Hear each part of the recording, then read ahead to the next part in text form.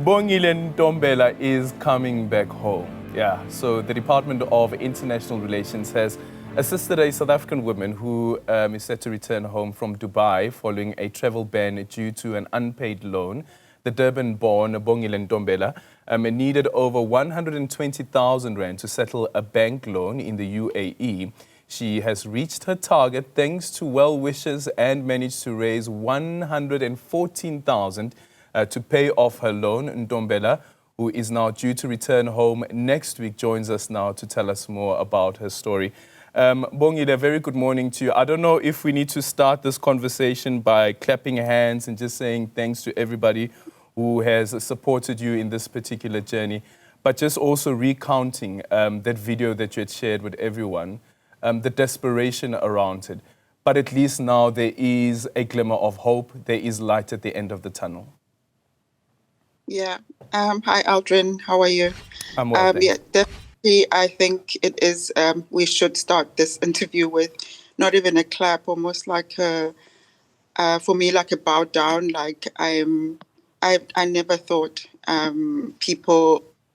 It's almost like just being reminded how kind people can be, and how compassionate people have been. Not just with the donation, but also with the phone calls and the messages and the just checking up, and some people also obviously sharing their stories of the experiences that they've had, because my story is not extraordinary, by the way. It's just I'm probably the only person that plucked up the courage to actually seek help. So it wasn't easy for me to do that, and I think I had tried everything I could over the past 3 months to try resolve this. Where eventually, when I got a job in South Africa, I approached the bank and I said, "I've got a job, so can we work out an agreement where I can pay you?" So at no point did I ever not want to pay them. So I think that's what continuously frustrated me, to say, so what must I do if I can't find a job in Dubai? Am I just going to sit here and rot and not be able to leave? But I have a solution to the problem. I'm not saying just let me go for free. I'm saying I have a job that I've got, but it's in South Africa, and I can then can I make an arrangement? Which obviously they said no, we cannot do that. So it got to a point where I don't like using the word desperate, but I did get frightened. And I think if you're in a situation like that where you're thinking, I'm never going to see my kids, what if I never leave? What if, the mind obviously plays games on you, but I don't know, it just got to a point where I had just been to immigrations to try and figure out what can they do, and everybody just shoos you away and can't really help. So I got to a point where I'm like, maybe if I just record a video, and someone will be able to borrow me the money, So that was my angle, or find me a way where I can, lend the money from somewhere. So how it turned out is really a huge surprise. The most beautiful thing I've ever experienced in my entire life. I will never ever forget this. And I think my great grandchildren will always know this, and know how human beings can actually turn up for you. But I also think only South Africans can do this. Only South Africans can do this. I don't think there's anybody else in the world that could be as kind, as compassionate, and So it's been so surreal. Before the interview, I actually got a little bit emotional because I was just, it's crazy. Yeah, because the end is near now. But you speak about gathering the strength and the plug to actually record the video. Because I can only just imagine that on the one end, you are an adult who had taken a decision to go to the UAE, to go and work in the UAE. An adult, again, who took a decision to go and take out a loan, who has the responsibility to carry out and pay off that loan. But then having to deal with almost the shame that comes with, I'm unfortunately in this particular position and now I'm begging for help. Whoever can assist, please come through. How were you able to cross over that particular hurdle? To be quite honest with you, Aldrin, I think this year has been, because I have been unemployed since January, and there's been challenges throughout the year. Um, and to tell you that I feel that the theme has been getting rid of the shame, because I've always been that person that's done everything for myself, that's worked. I've been working since I was like, what, 21. Um, so I've always been a person that does her own thing, that is able to take care of herself.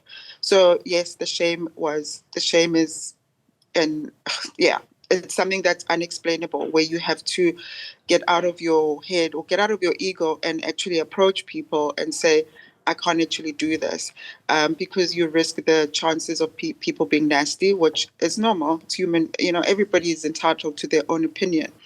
However, it's really coming out of that ego state that we all call, where we have to step out of that and actually realize that sometimes you do need to get help from people.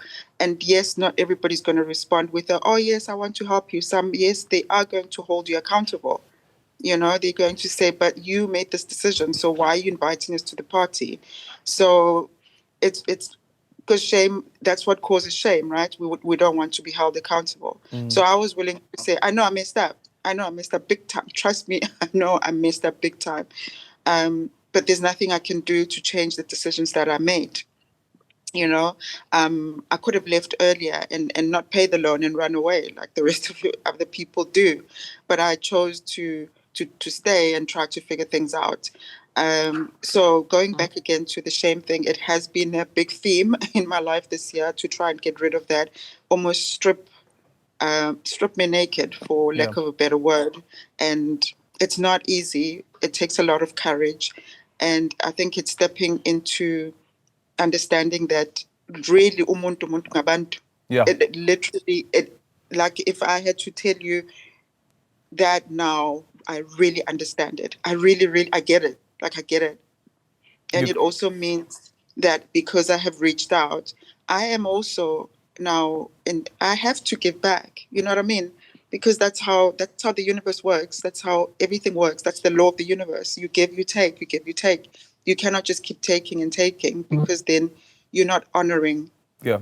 the law, the universal law. Yeah. Bongile, if you don't mind, and, and if you're not comfortable, that is okay. I totally understand. But in the video that you shared with us, you indicated that you had lost your job. You were told that you'd either be fired or you must resign. Are you able to share with us how you found yourself in that particular predicament? Because the money or the salary that you would have received from this company would have obviously been the money that you would use to pay off the loan. And unfortunately, you were faced with a situation of you either get fired or you resign, and you decided to resign. But how did you end up with such an ultimatum?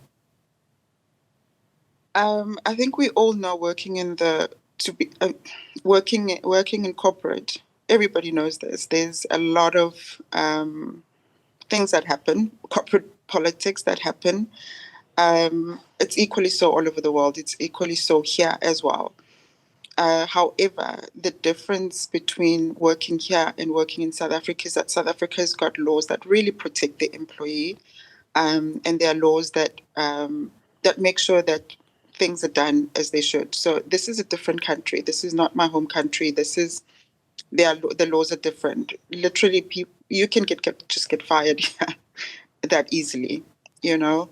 And I think I not in, I think I know I stepped on toes with the people, with my boss where I worked, and yeah, and I think it just got to a point where it was, we need to kind of get rid of you. So it was, we put you on a situation where we're going to say, but you're not doing this, you're not doing that. However, if you look into it, if you look really into it, you realize what the story was behind that. Which I think one of them was the fact that they were just trying to cut back, and I don't know. And I know I stepped on his toes. I know I made him uncomfortable. So I think that's how we ended up where we were, where it was, well, you can either resign or we can terminate your contract. And it goes back to that whole shame thing, right? So what did I choose? I chose to resign because I would be so ashamed if I was fired, right? If it goes on the record that this person was terminated, it would be, it's embarrassing. Again, it goes back. So when I say to you that theme of shame, Yeah. it's just been propping up the whole year. You know, Yeah. there's other incidences that have happened where I've had to shamefully say, "Oh my God, I can't believe this is happening," but I have to go and actually speak to this person and tell them I can't actually afford to do this, or I can't afford to pay for this. Yeah, but now that is all now behind you. Looking forward to coming back home. I understand next week there's a new job opportunity that is awaiting you. Is that still in place? Yeah, I spoke to them this week, and just to keep them updated on what's going on. I don't know, they've probably seen me on TV and everywhere as well. And because this week was my cutoff. They'd given me 2 weeks because I basically signed the contract beginning of November. So they on the 10th of December, they sent me, they called and they said, you know, we're going to have to put a deadline to this now because we can't keep just waiting and not knowing the end result. So they were then said, you know, you've got 2 weeks to get to South Africa. Otherwise, then we're going to have to start recruiting and getting somebody else, which would mean retracting your contract. So this week was my cutoff date. So, and that's why the urgency of everything. But the administrative part of doing things is just a bit of a nightmare, and trying to get the funds out of the Bekebadi into the account and then transferring it here. So I spoke to them yesterday, day before yesterday, to say, listen, it might take a little bit longer, but I might only be able to be in South Africa next week, which they said, well, you know what, we've waited this long. We can wait a couple of days, but I'm also aware that they probably might have started recruiting. Yeah. So, yeah. But you're still coming back home and coming back home to your Of course, children, yeah, yeah. yeah. You know, that's Either way, I I'm think, coming back home. yeah, Yeah, that's the big one. You know, Yeah. that you're still coming back home. You will be with your kids once again. Just quickly in conclusion, Bongile, tell us about the assistance that you'd received from the Department of International Relations, but also getting to that point was a bit difficult. Yes. So when I posted the video, somebody actually so before I even posted the video, there was a lady that posted something on about that's what happened to her in Qatar, but that's another story. And then when I shared my story with her offline, she then said to me, I think she said, speak to Clayson. I think it's Mayo Ansela, right? I always get his surname wrong, so I'm gonna get hold of Clayson. And then before I even went live, I reached out to him, and I kind of said the story like South African in distress. There was no response. Then I went on, did the video. Again, somebody kept saying, reach out to Clayson, and I kept saying, I have. He hasn't responded. And somebody sent me a message to say he has responded. He said, we can't help, da da da da. And I said, well, I know, because that's what happened at the consulate. However, fast forward, he then reached out and said, you know, what can we do to help? So he's been also, and I kind of understand why he had to do it the way he did, because it's not, you've got to verify the story, right? You can't just jump to everything. Secondly, I think he also had to, like I said, verify the Yeah. story. Is it real, or is this person just, just making noise? And obviously jump in and then start helping. So there has been a lot of help a lot. Literally him sending me messages every day. How far are you with the funding?